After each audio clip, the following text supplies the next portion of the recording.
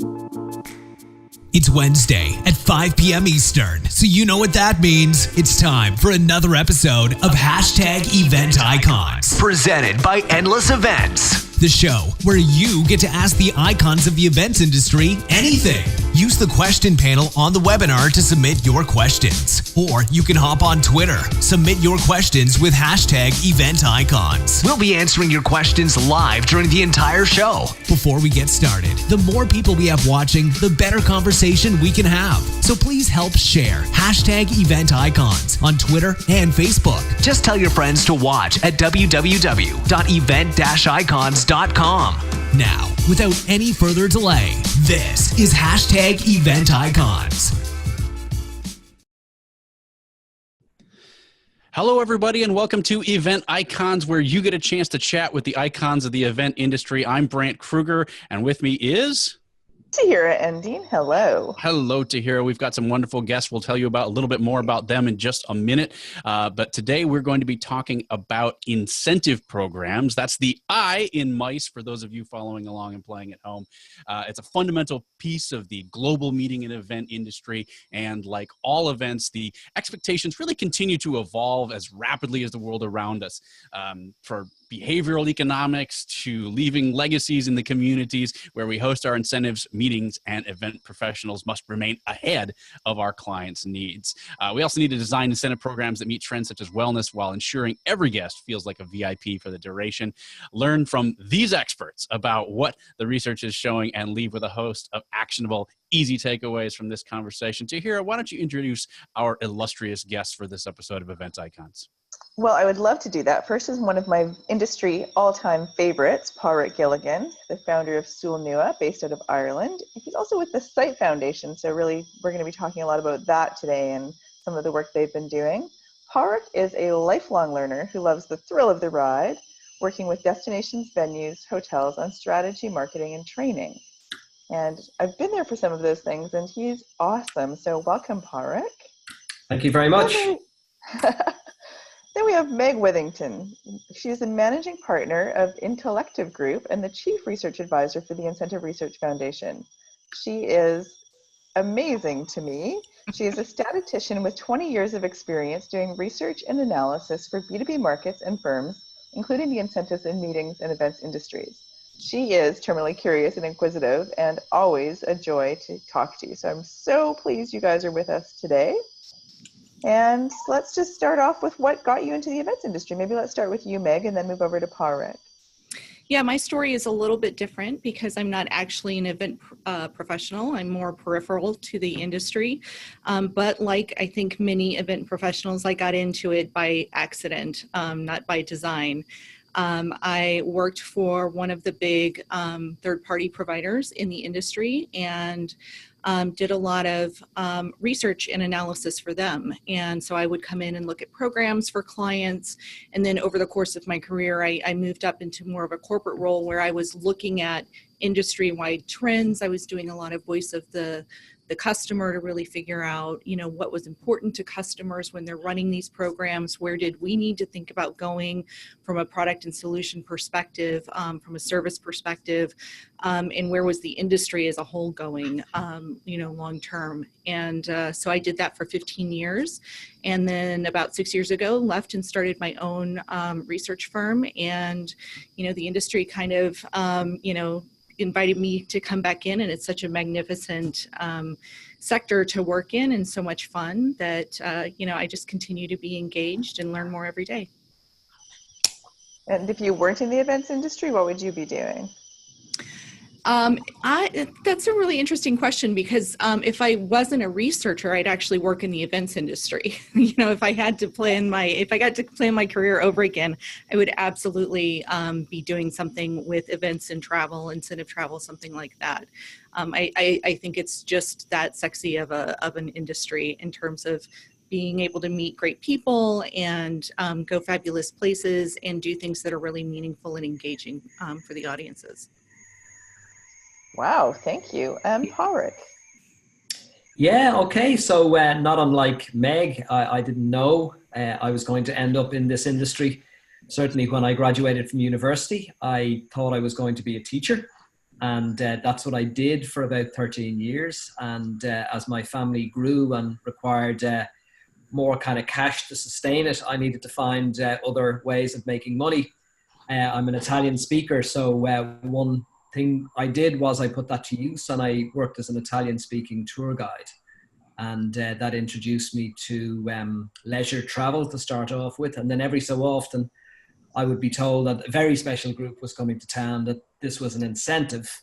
And it meant I had to kind of up my game and be on my best behavior and treat everybody on the group in a very special way. So I suppose I got to know about incentive travel experiences by being part of the delivery of them on the basis of working with DMCs and with the Irish Tour Sport and so on.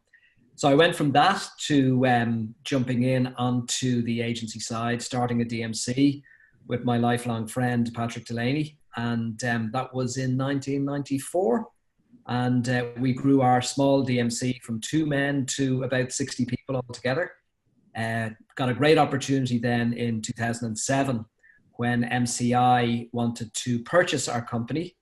And we joined MCI in 2007 and started another adventure where we were part of a very, very acquisitive, very growing, very robust and very ambitious organization that had a global footprint. So I think we joined MCI when there were about 350 employees, and by the time we were leaving 7 years later, there were about 2,200. So we were part of that growth in MCI. It was hugely satisfying.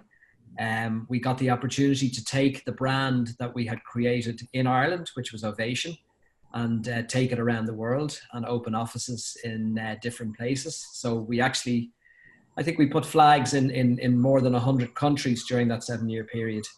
And then it was time to, become the Pat and Padraic show again. And we took our leave from a wonderful organization and went back to looking at what we really wanted to do, maybe as a final kind of career move. So that's what we're doing at the moment, where we started a small agency called SoolNua. We work with hotels, venues, and destinations on strategy, marketing, and training. And one of our clients is SITE, which is the Society for Incentive Travel Excellence. So it's an organization that both Padraic and myself have been part of all our lives in the events industry from way back in the 80s and 90s. And it's just a wonderful privilege now to be actually part of the executive leadership team at SITE. I serve as Chief Marketing Officer, and really kind of taking SITE to the next stage of a pretty fascinating journey as the voice of the incentive travel industry in the world. So that's how I got into the events industry, completely like Meg, by accident.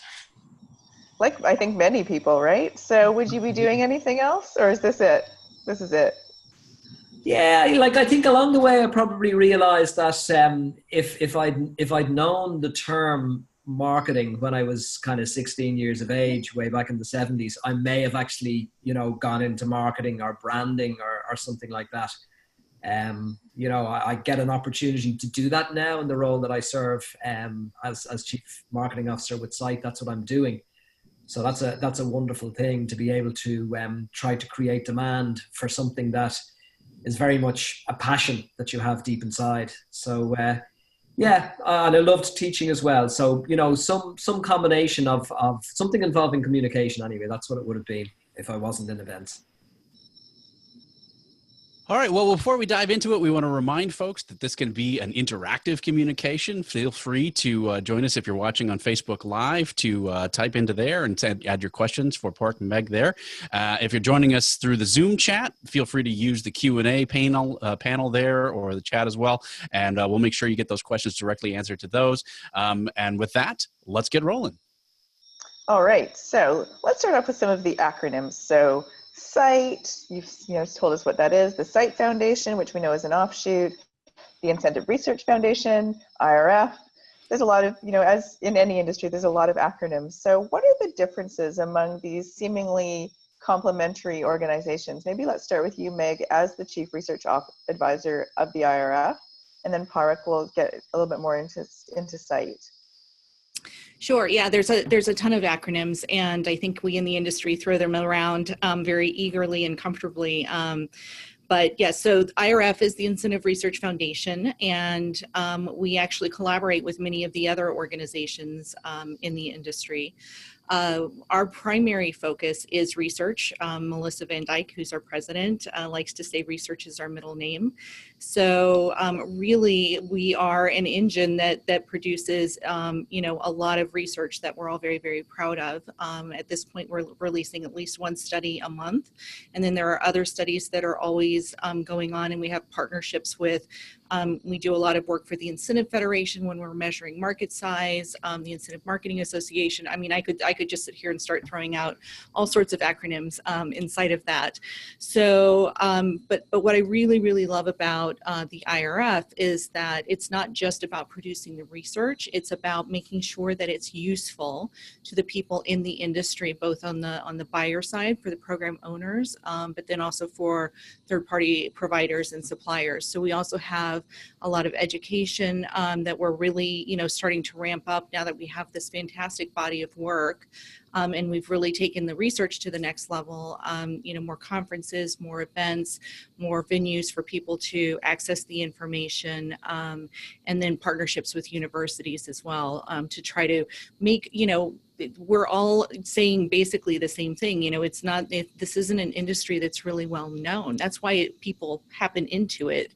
And when they find it, they're really, really happy, whether they're on the buyer side or on the provider side, but trying to get earlier in that life cycle so that we can, educate people as they're going through programs at university and increasing just general awareness so people can start with a body of knowledge and, start doing really good work, right from day one.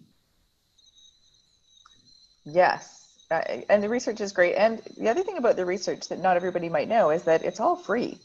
There's all free. It's there waiting, these amazing white papers and packaged in different ways. You can do it as a podcast, as a white paper, it's really easy to access in that information and to learn from it. And as you said, to make it so it's really applicable, which is great. Hart, tell us about what SITE is up to. So, SITE is the Society for Incentive Travel Excellence. It's a membership organization. It's got about 2,200 members. In fact, we're running a campaign at the moment. Our 20 member number 2222 will be receiving a whole suite of wonderful benefits. Once we get over that 2,200, we'll actually be our biggest that SITE has ever been in its 45-year history. So it's very much kind of a watershed year for us of growth. In members and in global membership as well. I mean, they're all over the world, which is a real characteristic and a unique characteristic of SITE just as an organization. Everybody is an incentive travel professional. Some are working on the buyer side, so they're working in corporations, in incentive houses. Some are working on the supplier side, so they're maybe DMCs, hoteliers, venues, people who work in cruise companies and so on. But I suppose we don't particularly kind of, subscribe to the labeling of a kind of a buyer supplier. It's not a buyer supplier club or organization. It's an organization of incentive travel professionals. And I think what anybody who is a member of SITE for any number of years has always discovered is that it's also an organization where people move around all the time. So somebody might be a buyer today and tomorrow they might be a supplier and vice versa. So I suppose focusing on the whole professionality of incentive travel workers is a key focus for SITE. We do that in a variety of different ways, through education, through networking, through advocacy then on behalf of incentive travel, just as a business tool. As Meg said very well, it's in general, it's not an industry that's known the same way as the automotive industry is known or the healthcare industry.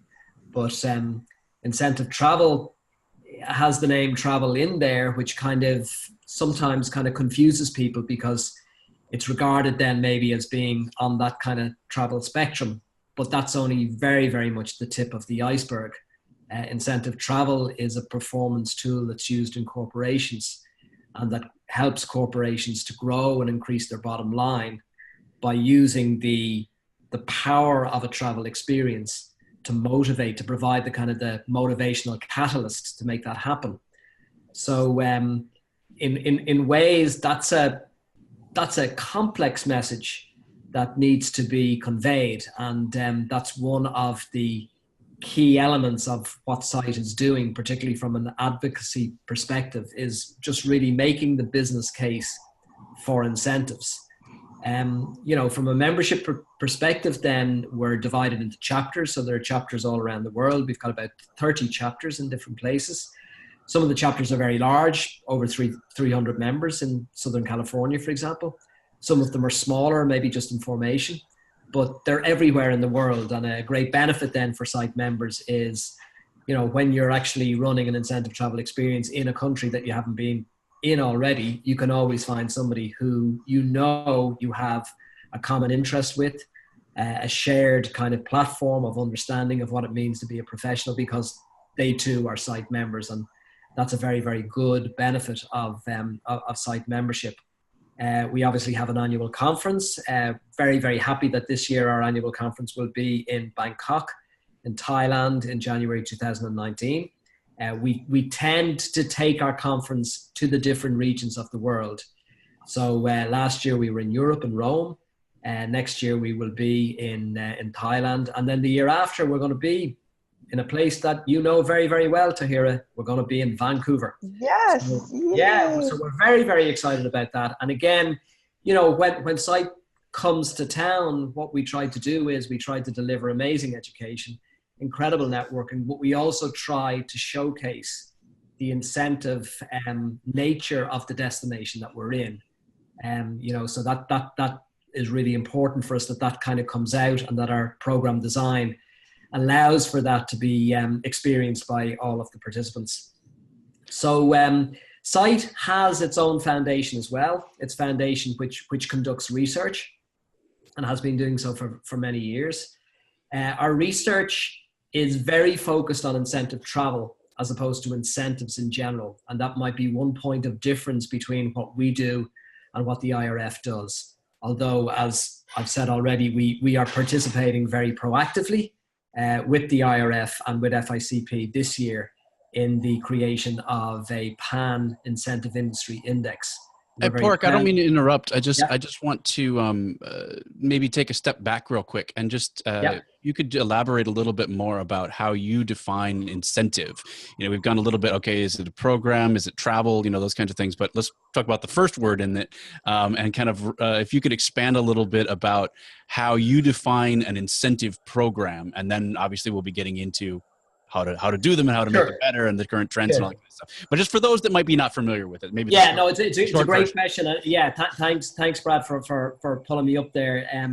It's really important that we focus on that word, because there's a tendency sometimes to focus on the travel piece, and the travel piece is it's the icing on the cake. It's the bit that everybody sees. It's the tip of the iceberg, but it's not it's not the purpose and the meaning for what is actually taking place. So the need to incentivize a workforce is obviously something that every single corporate organization in the world feels, and obviously there's a huge kind of psychology around that. Like, how do you incentivize somebody? Traditionally there are two ways of doing it. You can use a carrot or you can use a stick. So I can make you do what I want you to do by beating you, or I can actually use a carrot and try to encourage you to do it and give you the carrot as a reward. And I think we all know from a very, very basic human perspective that coercion in the long term doesn't work. Reward does. And there's a huge body of research that shows that in terms of a workplace reward, the reward that works most effectively in most cases is a reward that involves some kind of travel experience where a work team or a workforce is brought away together by virtue of having qualified for this wonderful experience by the efforts of the work that they do. So give a simple example of an application of incentive travel in an automotive environment, for example. So I make cars, but I need dealers to sell them for me. So what I do is I organize an incentive trip where the top dealers in a particular region or area will all qualify to participate at this amazing trip once they sell a certain threshold of cars. What happens as a result of that is the individual dealers in the different areas are obviously aware of what the trip is. They're thinking, yeah, I'd like to go to, I'm going to say Australia. I'd like to go to Australia. That will be a wonderful reward if I could actually reach these targets and shift these cars. So they make the effort to do that. They work long and hard to do that. They get support from their loved ones at home because the loved ones usually will go on the trip with them. So it's a kind of a joint kind of domestic team effort as well. And when that trip happens, I'm there with my significant other and I'm meeting all of these other super dealers who have actually, made the trip. They've sold the product, they've performed over and above what would be a normal level of performance.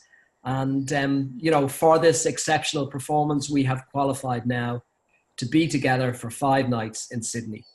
So we're traveling together. And while we're there, we're reminded all the time of who it is that's actually paying the bill. So there's a whole brand recognition thing that's going on during the trip that allows me as a dealer to be constantly reminded that it was car manufacturer X that actually, was responsible for getting me there because it's their cars that I sold. So now you can see lots of different things happening. Now my relationship with that particular brand is strengthened even more because I've got to know their executives while we were together in Sydney. I've got to know other dealerships. I've built a network now of people that I know who are all doing the same thing as I'm doing in different regions. And maybe we're calling each other up then during the year. Maybe we're encouraging each other then during the next year to actually make the trip because we had such a good time together the year before. So overall, you can see the incentive is playing on some very, very clear and known human emotions. The need for recognition, the need to be listened to, the need to be rewarded, the need to feel gratitude. All of those things are kind of part and parcel of what that incentive experience is actually delivering. And it happens to be delivered in the form of a travel, of going to a destination and then experiencing that destination in a very, very unique and different way, because it has to be the trip itself, obviously, because of the exceptional effort that I've made to win it, has to be an exceptional trip. Can't be something that I could buy in a brochure, can't be something that is off the shelf, has to be customized in order to really be exceptional for my exceptional performance. I think what's fascinating to me is that the incentive industry has been around for quite some time, but it's only been within the last few years that the rest of the event industry has been talking about this experience package quite so much. So I mean, you guys have really been doing it for a lot longer than a lot of the rest of the industry has been. It's kind of true. Yeah, it's kind of true. I mean, one of the trends that we all read about now in terms of kind of events is experiential events. But, 30 years ago when I started in this industry as a tour guide, that's what we were doing. We were delivering experiential events to incentive qualifiers because otherwise they were just regular tourists looking out through the window of a motor coach. And that was never going to blow them away. That was never going to win their hearts and minds. So we were always doing things that were really engaging them, involving them, making them the protagonists. And, 30 years later, the rest of the events industry has caught up with the incentive world. So good thing.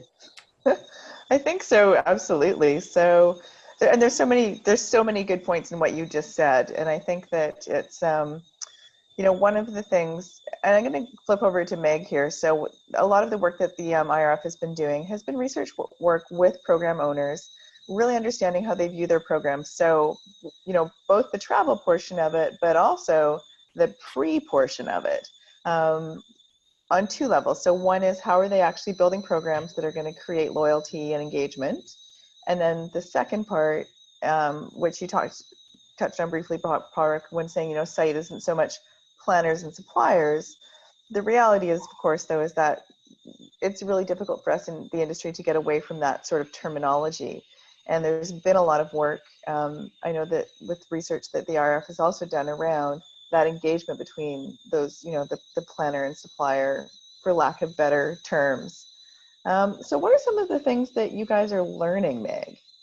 What are some of the hot buttons? Yeah, so just to build on what Padraic was saying, with the incentive travel and making it a really exceptional event, and really setting a stage for people to aspire to earn that trip over and over and over again over the course of 30, 40 years, however long their career is. What begins to happen is, the person who is the owner of that program begins to face the challenge of, oh my gosh, it's the same, or maybe 70% of the people earn this trip, very frequently, if not every year. So how do I keep the programs very fresh and engaging, and have it be, something that continues to meet that level of performance that just is so memorable and such a fantastic experience for these participants who have blown their performance goals away. So both the program owner on the corporate side, but then also whoever they're working with to actually design and execute that trip, there's just an enormous amount of pressure, and people use the word fresh, but fresh means a lot inside of that, so making sure that this big group of people that you're taking, if it's a family event or if it's, a +1 event, that everybody's engaged, they're having the right opportunities to engage with each other, to experience the local culture, that it's something that they really will remember forever. So that is one of the big drivers, and it's a way for people on the supply side, on the the incentive houses and the events houses, to really add a lot of value by bringing new ideas and saying, hey, here's something this other client of ours did, or we read this article and got some great ideas. And so those ideas are not necessarily something that you're paying for in a line item on an invoice, but absolutely derive an enormous amount of value within that relationship. And then you've got the normal things in terms of just helping them execute and understanding, what it takes to execute an incentive travel program in a country and maybe a continent they've never been to before. So if I'm taking, people, and Padraic said it perfectly, if I'm taking people to Australia, I've never been to Australia, it's a huge amount of trust. This is my job, and so to really have a network of people who you can trust to execute and to, be able to deliver in front of all of your senior executives, because I'm telling you, the top executives are going on this trip too, and often they're deciding where the trip is, and everybody's paying attention to everything, and the experience levels are going to be high, the expectations are going to be high, and something always is going to go wrong. So surrounding yourself with professionals who really have the ability to help you navigate and avoid, but then also deal with situations when they do come up, is really, really important. So we've done some research around what those relationships look like. I'm curious to know, and then we'll send it over to you, Park, for some of the research, or maybe get your thoughts on some of that. I'm sorry, my brain just completely fried there. Where I was going with that was, do you feel like things are kind of changing as the incentive trip is being created at the corporate level? Do you feel like things are changing at that onset, or is it still, more let's get rolling, and then, you're starting to see changes being made? Does that make sense? It was just more about the timeline. At a program levels, or so here's how I would answer that. So I think that program design is absolutely changing, and I think it's changing very, very early in the process. And I think that's what I was trying to get at. You just Thank I you. do. I think, and a lot of that is driven by regulatory and compliance issues, and then optics, for the lack of a better word. So, I think the industry's been through a little bit of turmoil, and has been through a little bit of scrutiny. And these, big giant companies that spend all this money on these trips, they're moving away from purely sales incentives. And so what we're seeing is incorporation of other types of behaviors and outcomes they're trying to drive in terms of customer loyalty and customer service, and representing the values of the brand, and things like that, in above and beyond. And some companies in some sectors have moved completely away from rewarding salespeople based on volume of sales, because it's it's just come under a lot of scrutiny, and there are a lot of questions about that. And it's such a changing environment, right? So 1 week, we think this law is in effect, and then 6 months later, maybe it's not, so managing to that, a lot of companies are taking a more conservative, holistic approach, and saying, okay, we are going to move away. We're going to change the way that we're doing these programs. We're going to change the way that we're qualifying for these programs. And we're going to, really make it more of an inclusive kind of family event, building those relationships. And it's going to be all about representing the brand and taking care of our customers versus the amount of product you're selling. Well, thank you for answering the question that I was trying to ask instead of the one that I did. I hope it was the one Before I send it over to you, Padraic, I just want to say hey to some folks checking in via Facebook Live. Paulina says hi from Ireland, and Irina says hi from Heidelberg. And there's lots of well said, Padraic, and things like that, some plus ones, especially about the rise of bleisure.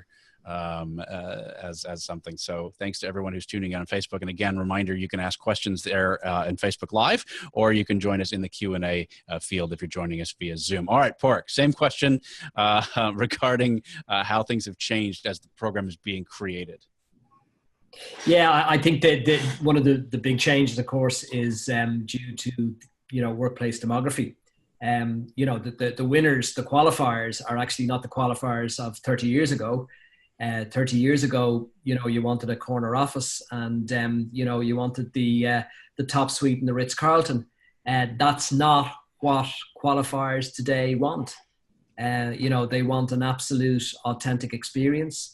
They want to experience Delhi like a local. They don't want to sit necessarily in a luxury hotel, although, it doesn't mean luxury hotels are not a core element in incentive travel. Of course they are. But what they're looking for is just a different type of experience. And that is beginning finally to have an impact on program design. And it's very exciting to see that. You can see it in so many different ways. One would be in terms of the, just the rise of the whole focus on sustainability.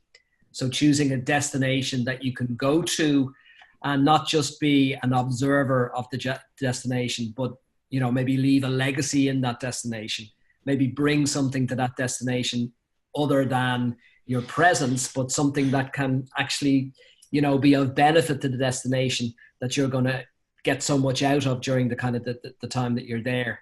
And that sustainability thing is wonderful. There's definitely, I don't want to jump into this, the big point for me at the moment, so I didn't want to kind of jump into it too early, but the big point for me is that incentives are finally in that kind of space where what they're actually doing is a kind of almost a sort of a diplomacy thing. It's bringing people from one culture to another, helping that culture to understand the other culture, engagement, overcoming barriers, all of those things. And the phrase that I love to use is Mark Twain's "travel is the enemy of bigotry," because that's ultimately, it's ultimately what incentive travel experiences can do.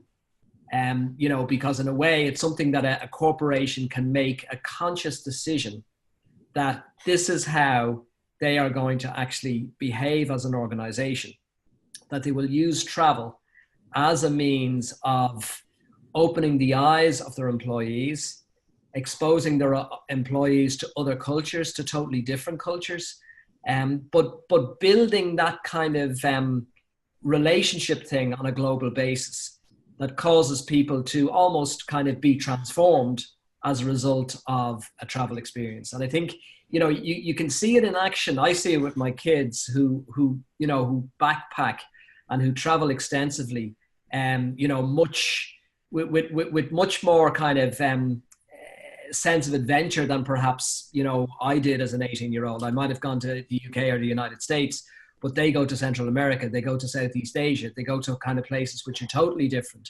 And in that way, they are in this big melting pot where they're constantly meeting people from all over the world. You know, travel is much more democratic than ever it was in terms of how reasonably priced it can be, you know, to fly from one place to the other. That wasn't the case kind of certainly, you know, when I was 18. So there's a kind of there's a whole open skies thing that's causing people to be able to use travel in that way and become better people as a result of it. And that's also an arrowhead in terms of where incentive travel is going. It's actually moving into a space where it can have that real, true, transformative impact on an individual and on an organization.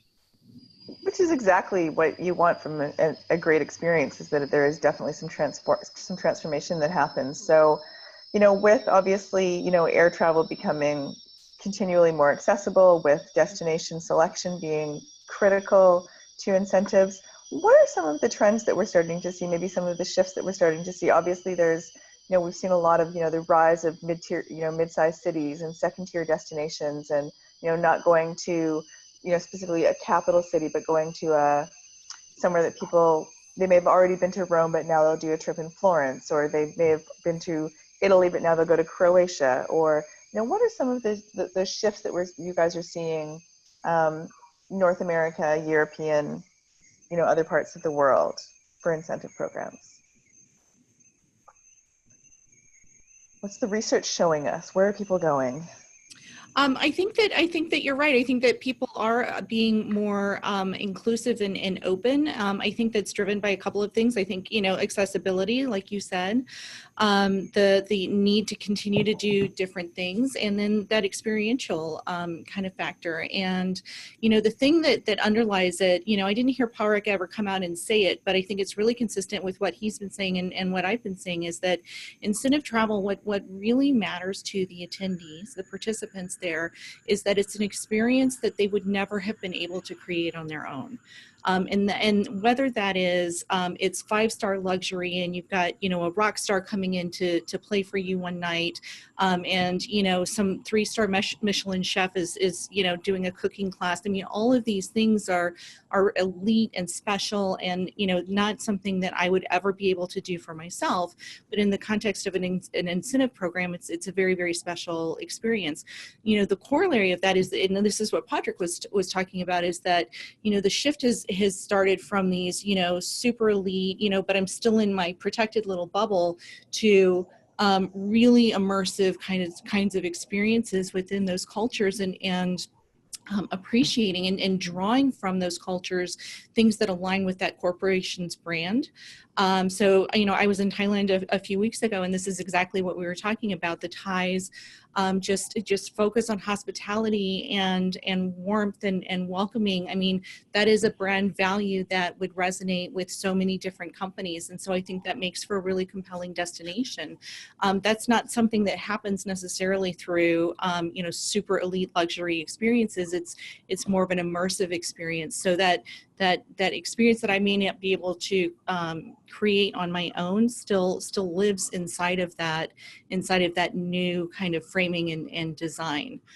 So that's the part that I can speak to. I'm sure Padraic can speak more eloquently to, you know, specific destinations and the tiers of cities and stuff. Sure. I like a great answer, Meg. And all I'd add to it would be, as a kind of a general trend, I kind of called out the whole kind of focus on sustainability before, but side by side with that, there's a focus on things like wellness and mindfulness, where the incentive travel experience is almost regarded as a retreat. So I'm going on a retreat. I work extremely hard for 50 weeks of the year, whatever.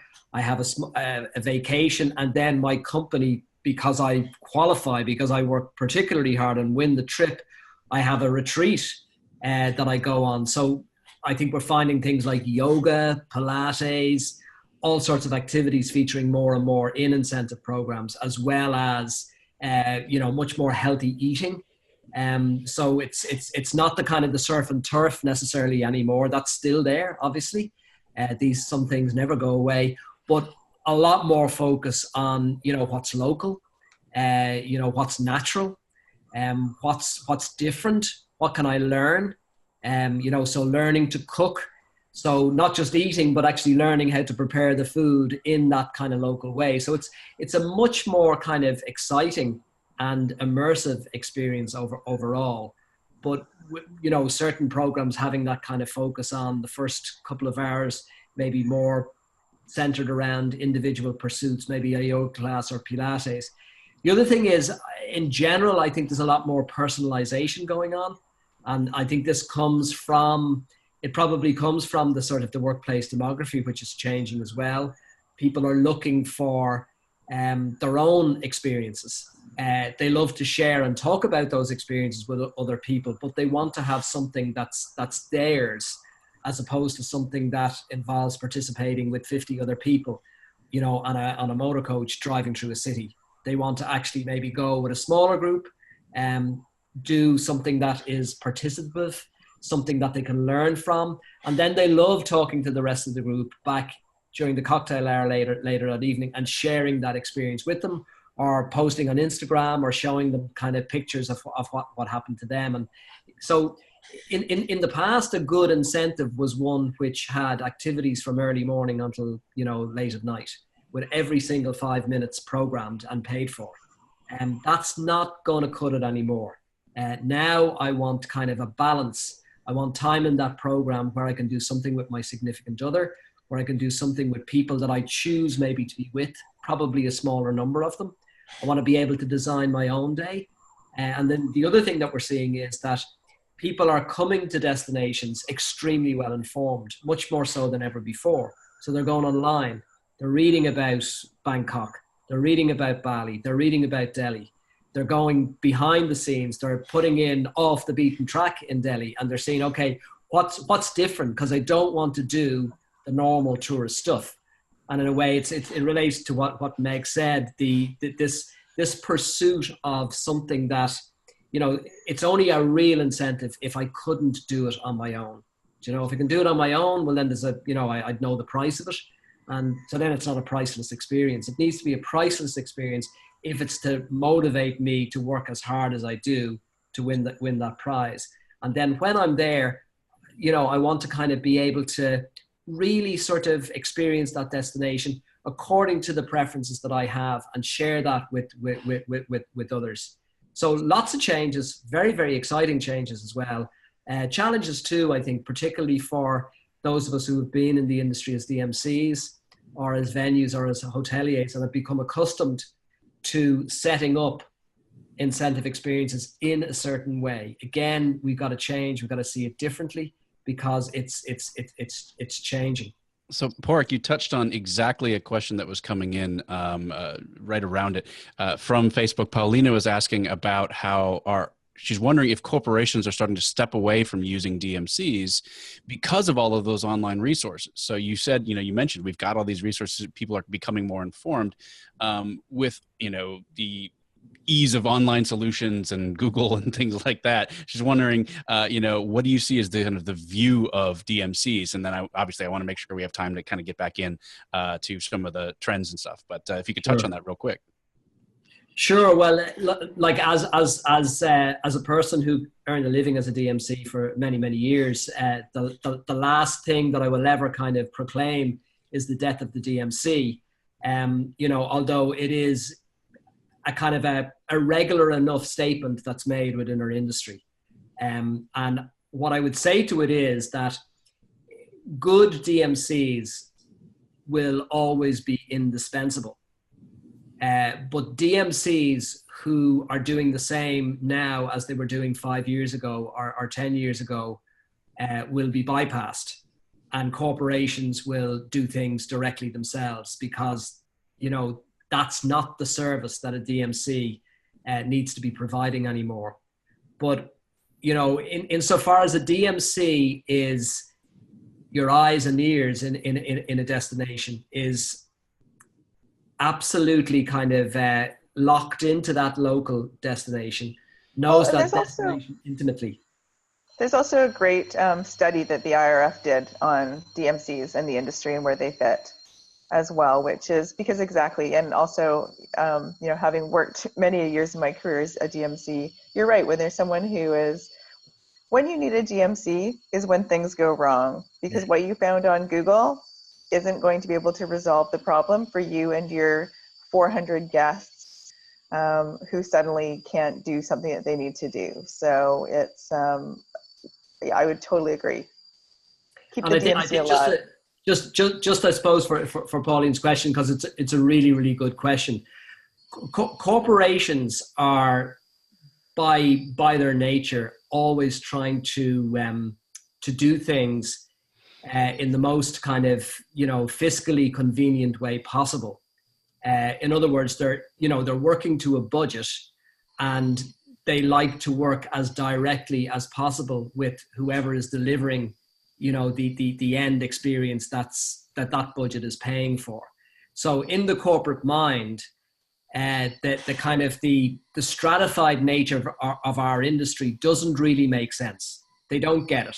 Like the average corporation doesn't understand the multi-layers that are often needed in order to deliver, you know, a quality experience.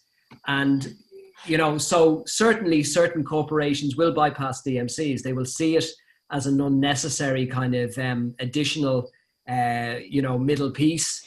And, you know, in some cases it may work for them, but in the long term, I don't think it does. I think our industry has the structure that it has for a very good reason. And that very good reason is that it's needed. You know, so yeah, let's stand up for DMCs. All right, let's look at some incentive trends. Yes, totally agree. So we've talked about wellness, well-being, the need for personalization, healthier meals, all of those kinds of things. What else are we seeing? So things like, you know, people leaving legacies, so some corporate social responsibility. Is merchandising changing the way that the things that we're giving people? Are we personalizing that more? Are we integrating technology? What are some of the things that you guys are seeing? So I think that one of the exciting things is obviously the whole kind of area of gifting, you know, because gifting has always been a key element in an incentive experience. And, you know, incentive qualifiers who have qualified many times kind of look forward to that moment when they open their guest room door in the evening upon retiring, and there on their bed is this another beautiful gift, you know, on night 3. And that's changing because in a way, often people don't really want to have to bring home all this stuff. You know, it's more stuff in their luggage than they can manage to actually kind of to take.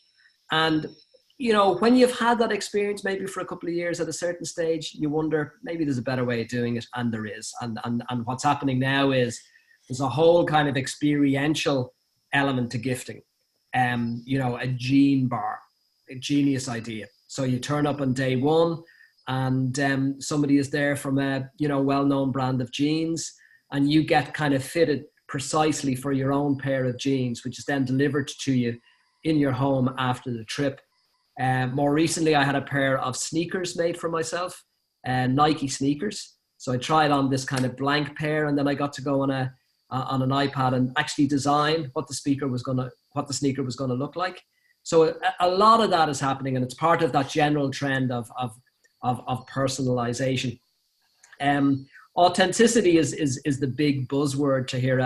As you know, we're seeking authentic experiences at all stages of the incentive experience. So that means that, you know, we'll always want, you know, the local food, the local restaurant. We want to be where the locals are. We don't want to be in anything that has any kind of vague sense of being a tourist trap, because that's not authentic. And that's a big kind of core in terms of how incentive experiences are being designed now. The venues that we use, again, you know, we want them to be unique. We want them to be different.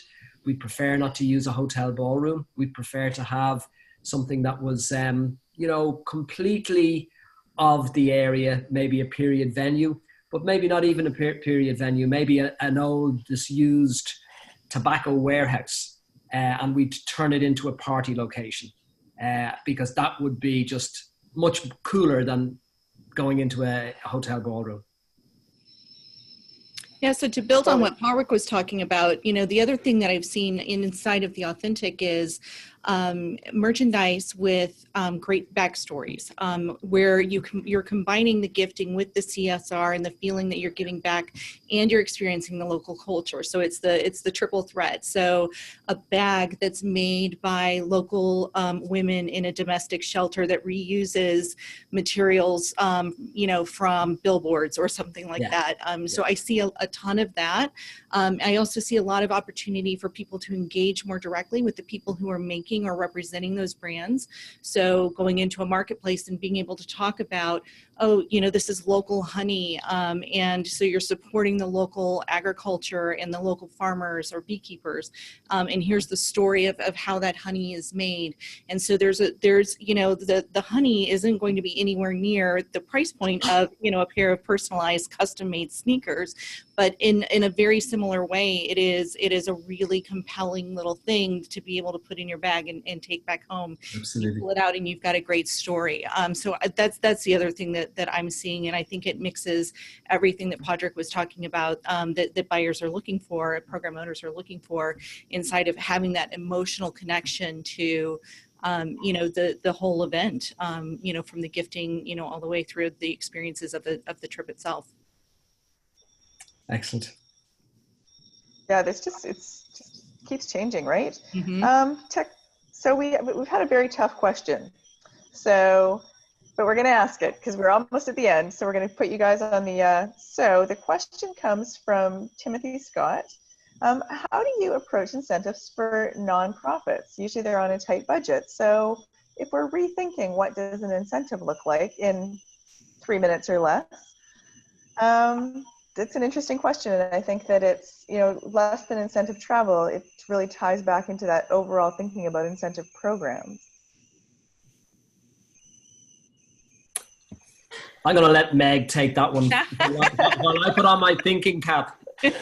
Thanks so much. Well, I think that it ties in really nicely to what we were talking about, that it doesn't always have to be, you know, the whole point of incentive travel is to make that emotional connection. So it doesn't always have to be super luxurious. You know, you don't have to pay for, you know, the massively famous country band to come in and play your second night, you know, dinner. It could be a really great local band that's got a great story to it.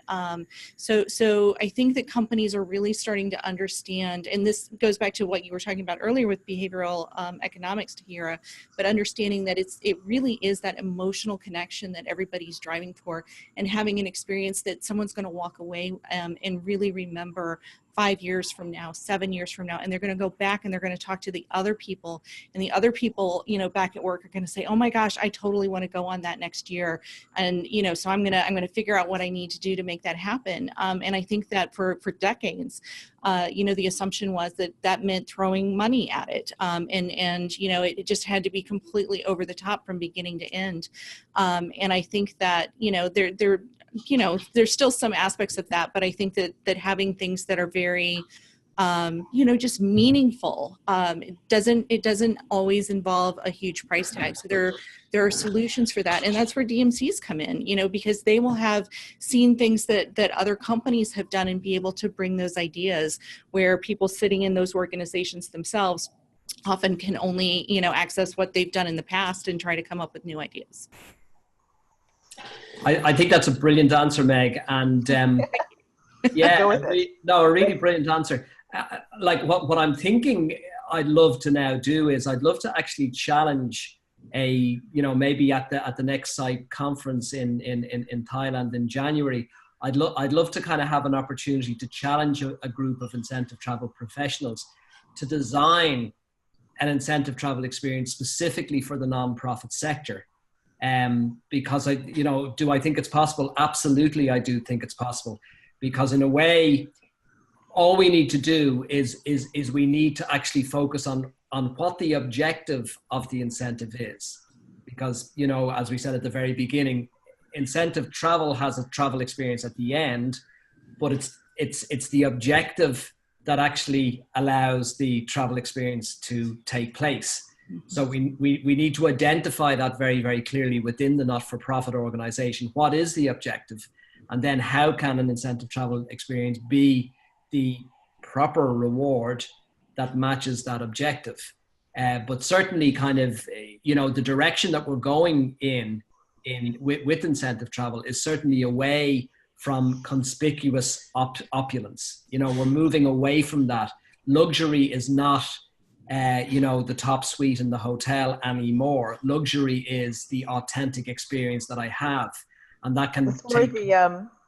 What I've been thinking of calling it is conscious consumption versus conspicuous consumption.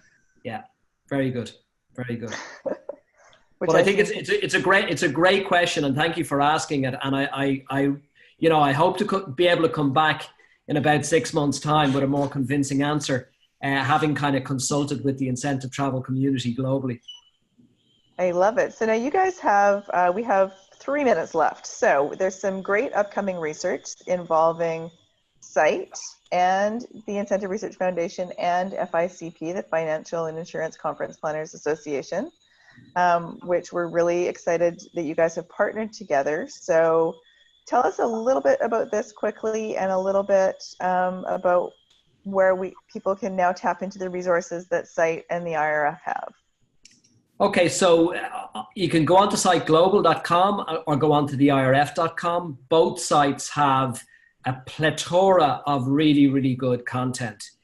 SITE in particular has an additional web page called Motivate. So it's site.motivate.com, which again is a great repository of content on incentive travel.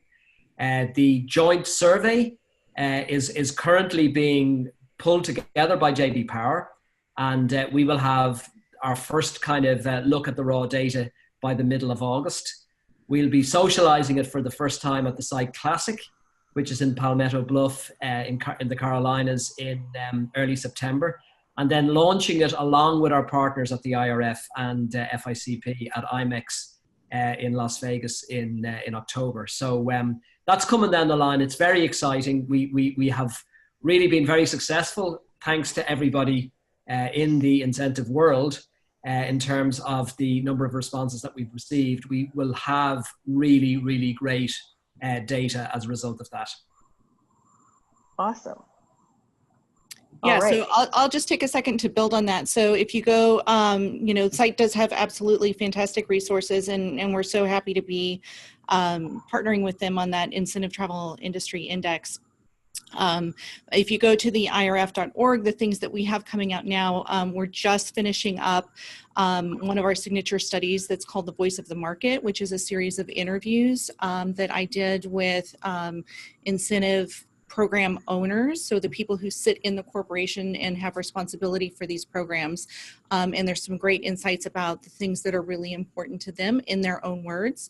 And then we've got analytics and artificial intelligence. We look at a huge range of things, but we pay a lot of attention to what the companies on the front line are doing, why they're doing incentives in the first place, what they're hoping to get out of it, the clever things they're doing. So it's a great resource if you feel alone in the world and you want to know what other people are doing and what next things you should be thinking about. And like we talked about earlier, it's completely free. All right. Well, like Tahira said, we are starting to run out of time.